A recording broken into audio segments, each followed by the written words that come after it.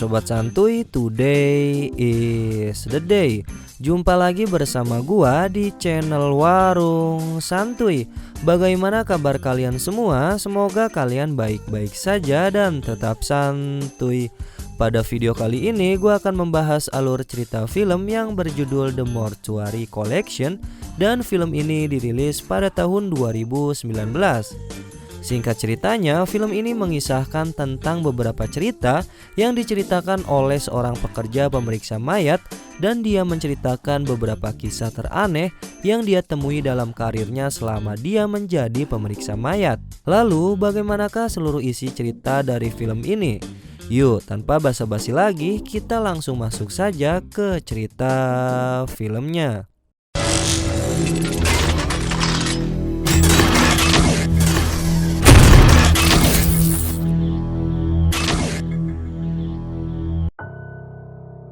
Di awal film kita diperlihatkan bahwa ada seorang bocah yang bernama Bill sedang membagikan koran ke tiap-tiap rumah.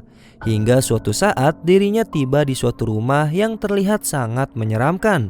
Usut punya usut, ternyata rumah itu adalah suatu rumah pemakaman yang dimana ketika ada seseorang yang meninggal, disitulah mayat akan diperiksa sebelum mayat itu akan dimakamkan. Bill yang merasa penasaran dengan rumah tersebut, lalu dia mengintip menggunakan kameranya.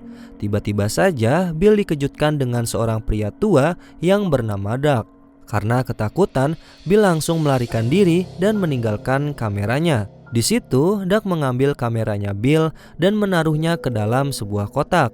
Di kotak itu ternyata banyak barang-barang milik orang lain juga. Selanjutnya, terlihat Doug yang sedang memimpin suatu acara pemakaman anak kecil. Tidak lama dari acara itu selesai, Doug pun bertemu dengan seorang wanita yang bernama Sam. Di situ, Sam pun mengatakan bahwasanya dirinya ingin melamar pekerjaan di tempat ini sebagai staf pembantu di rumah pemakaman tersebut. Mendengar hal itu, Doug pun mengajaknya ke ruangannya terlebih dahulu. Ketika itu, Sam yang melihat sekitar isi rumah merasa tertarik oleh barang-barang yang ada di rumah tersebut. Kemudian, Doug pun mengatakan, "Apakah kamu bersedia mendengarkan saya bercerita?"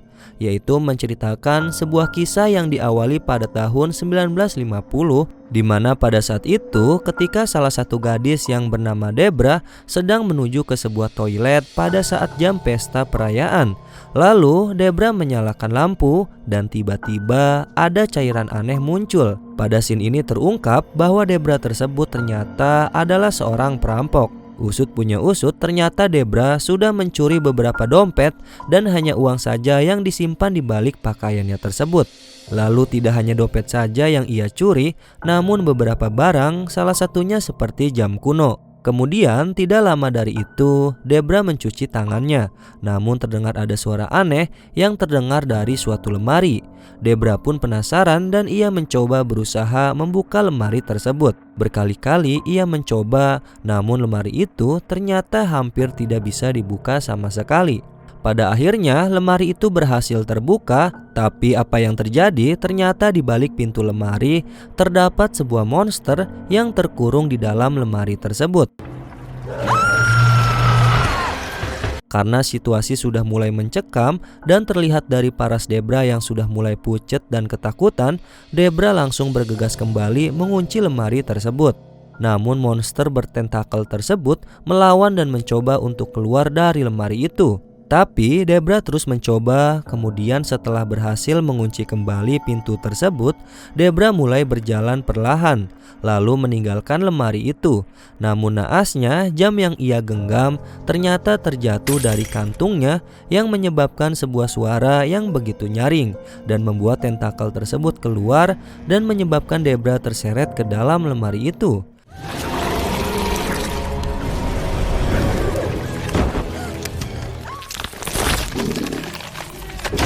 Baiklah, di sini cerita pertama selesai. Lalu setelah Sam mendengarkan cerita yang pertama, Sam memberikan sebuah komentar yang tidak begitu baik. Pasalnya, cerita yang dibawakan oleh Doug terdengar tidak terlalu bagus, dan Sam tidak tertarik sama sekali dengan cerita tersebut. Dia lebih memilih untuk Doug agar membawakan cerita yang lebih menakutkan, yang tentunya lebih scary-scary dari yang biasanya. Kemudian, Doug mengambil sebuah surat yang mana Sam harus menandatangani sebuah kontrak pekerjaan. Lalu Doug melanjutkan cerita kedua. Kisah yang kedua ini menceritakan latar di tahun 1960, di mana terdapat seorang mahasiswa yang bernama Jack sedang mengajak kawan-kawannya untuk menghadiri suatu acara pesta di rumahnya. Kemudian ia mengajak salah seorang gadis cantik yang bernama Sandra. Lalu Sandra pun menyetujuinya, dan singkat cerita waktu pesta pun tiba yang dimana Jack dan Sandra bertemu. Langsung saja tanpa basa-basi, Jack itu mengajak Sandra untuk beradegan mantap-mantap. Di situ Sandra memberikan sebuah alat pengaman untuk pertempuran malam bersama Jack. Namun Jack malah membuang alat tempur tersebut. Pada keesokan harinya, setelah selesai beradegan mantap-mantap, Jack terbangun, yang dimana ketika ia terbangun, Sandra ternyata sudah tidak ada. Kemudian Jack melihat ke sebuah cermin. Di cermin tersebut terdapat sebuah nomor. Tiba-tiba saja Jack pun merasa mual dan ia pergi ke toilet. Di situ ia bercermin dan melihat di sekitar area sensitifnya ada luka memar. Singkat cerita, ia memutuskan untuk pergi memeriksa ke seorang dokter. Setelah Jack diperiksa, dokter tersebut mengatakan bahwa Jack mengalami kehamilan. Setelah mendengar hal itu, Jack bergegas untuk kembali ke rumah. Dan ternyata perut Jack semakin lama semakin membesar. Karena panik, akhirnya Jack mencoba menghubungi nomor yang terdapat di cermin sebelumnya. Ternyata nomor itu adalah nomor Sandra. Lalu Jack meminta alamat rumah Sandra. Kemudian Jack menghampiri rumah Sandra. Dan ketika itu Sandra mengatakan, "Apa yang terjadi pada dirimu?" Jack menjawab bahwa ia mengalami hamil. Lalu Sandra bertanya kembali, "Bukankah sebelumnya aku menyiapkan alat pengaman yang sudah aku berikan?" Lalu Jack menjawab, "Aku membuangnya." Mendengar pernyataan tersebut, Sandra pun langsung meninggalkan Jack. Dan singkatnya, tibalah waktu persalinan dari pria tersebut. Lalu ibu dari Sandra membantu persalinan Jack.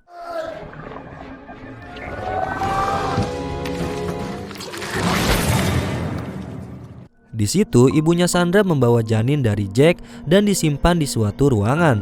Sekedar informasi, ternyata ketika setelah seorang pria beradegan mantap-mantap dengan Sandra dan pria itu tidak memakai pengaman, maka setelah itu pria tersebut akan melahirkan sebuah monster, bukan seorang bayi manusia. Kemudian scene kembali kepada Doug, yang dimana dirinya mengajak Sam ke sebuah ruangan.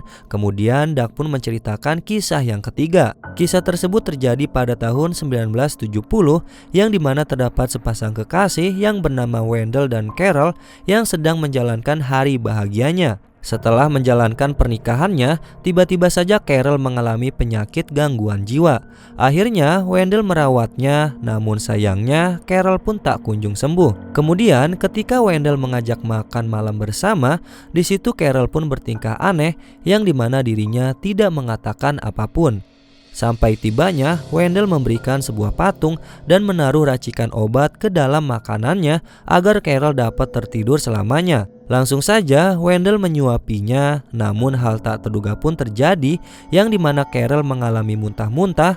Dan karena hal tersebut, Carol pun lemas hingga kepalanya tertusuk patung dan tewas seketika. Karena panik, Wendell pun menghubungi dokter dan dokter pun menyarankan agar Carol segera mungkin dibuang jauh-jauh. Tidak lama kemudian, Wendell mengikuti saran dari dokter, yang dimana mayat Carol ditaruh di sebuah kotak. Namun karena kotak tersebut tidak mencukupi, mau tidak mau Wendell pun mempunyai ide untuk memotong bagian kakinya agar kotak tersebut dapat mencukupinya. Setelah itu, Wendell pun hendak ingin membuang mayat Carol. Ketika dirinya di dalam lift, tiba-tiba saja lift yang ia gunakan mengalami rusak dan mayat Carol pun mengeluarkan darah. Namun hal aneh terjadi, yang dimana lift itu pun kembali aktif. Ketika Wendell melihat keluar dari bilik cermin pintu, dirinya mendapatkan kenangan, yang dimana ia teringat oleh masa-masa indahnya bersama Carol. Pada waktu yang sama, kotak itu pun terbuka dan ternyata mayat Carol pun kembali hidup, namun dengan keadaan wajah yang menyeramkan. Usut punya usut, ternyata Wendell hanyalah mengalami halusinasi. Tidak lama kemudian, polisi menemukan Wendell dengan keadaan depresi dan polisi itu pun membawanya ke sebuah rumah sakit jiwa. Kemudian, scene berpindah kepada Sam yang tertarik dengan cerita ini. Tidak lama kemudian, Doug pun mengajak Sam ke ruangan selanjutnya. Di situ akhirnya Sam mengatakan kepada Doug bahwa Sam tidak ingin sama sekali melamar pekerjaan di sini. Sam menuju ke tempat Doug dikarenakan dirinya ingin datang menemui mayat bocah sebelumnya karena Sam merasa bersalah atas kematiannya. Singkat cerita, Sam pun menjelaskan apa yang terjadi kepada Doug. Bahwasanya Sam adalah seorang pengasuh anak ketika Sam sedang menjaga anak yang bernama Logan, yang dimana orang tua dari Logan tersebut sedang tidak ada di rumah. Di situ Sam yang sedang memasak, dirinya tidak mengetahui bahwa sebuah media TV sedang memberitakan yang dimana berita tersebut berisikan bahwa ada seorang psikopat yang sedang berkeliaran mencari mangsanya. Kemudian setelah Sam memasak, dirinya berkeliling untuk mengecek keadaan rumahnya.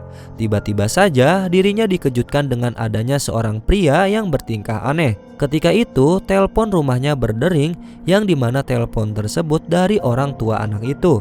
Di situ orang tuanya meninggalkan pesan bahwa Sam disuruh untuk mengunci rumahnya dan tetap berada di sisi Logan. Langsung saja Sam pun beranggapan bahwa pria itu adalah seorang psikopat. Sontak Sam pun memberi perlawanan kepada psikopat itu, namun usahanya Sam masih sia-sia karena Sam dapat ditaklukkan oleh psikopat itu. Tidak lama kemudian psikopat itu menuju kamar anak tersebut.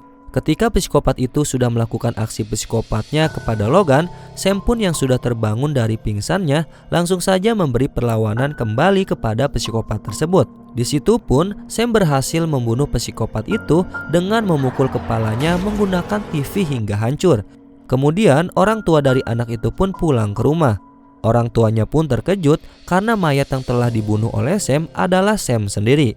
Oke sobat santuy, masih bingung? Mari simak terus ceritanya. Ternyata media TV tersebut menjelaskan bahwa seorang psikopat yang telah membunuh orang-orang ini adalah Sam. Jadi dapat disimpulkan Sam lah yang merupakan seorang psikopat yang membunuh, mengoleksi gigi-gigi, dan memakan daging korbannya.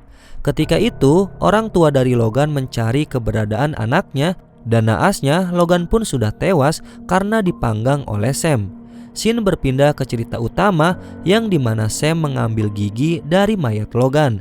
Setelah itu tiba-tiba saja Sam langsung menyerang Doug agar tidak memberitahu siapa-siapa. Namun Doug pun tidak tumbang, melainkan dirinya hanya tertawa. Di situ Doug mengatakan bahwa dirinya tidak bisa dibunuh. Kita bisa ketahui bahwa Doug merupakan makhluk abadi. Mendengar hal itu, Sam pun mencoba untuk melarikan diri, namun usahanya sia-sia karena Doug mempunyai kekuatan magis sehingga Sam pun dibuat tersesat olehnya. Kemudian Sam pun terlihat terkejut karena Doug mengatakan bahwa buku-buku yang terjatuh itu adalah kisah para korban dari aksi psikopatnya Sam. Hingga para korban yang dibunuh oleh Sam bangkit dari buku-buku itu dan langsung membunuh Sam.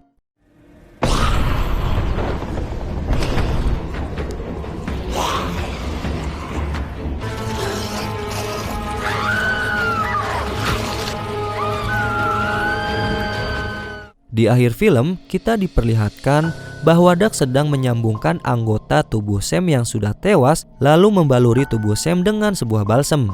Setelah itu, Doug pun pergi meninggalkan tempat rumah pemakaman dan dirinya meledak menjadi abu. Di akhir film, seharusnya Sam yang sudah tewas kini dirinya bangkit kembali sebagai makhluk abadi yang akan menggantikan Doug untuk mengabdi dan menjaga mayat-mayat di rumah pemakaman tersebut. Dan kemudian film ini pun selesai. Oke sobat santuy, bagaimana menurut kalian dengan film ini? Cukup membingungkan bukan? Oke, gue mencoba untuk mengambil kesimpulan dari film ini. Jadi pada intinya, Doug yang merupakan penjaga dari rumah pemakaman itu kena kutukan dan harus menjaga mayat tersebut selamanya. Namun karena Doug ingin terbebas dari kutukan itu, dirinya mencoba untuk mencari penggantinya. Sampai tibalah kini yang menjadi pengganti penjaga rumah pemakaman itu adalah Sam. Oke, mungkin cukup sekian saja penjelasan dari gua. Semoga kalian bisa memahami apa yang gua bisa bahas di video kali ini. Warung Santuy pamit dan jangan lupa tetap santuy.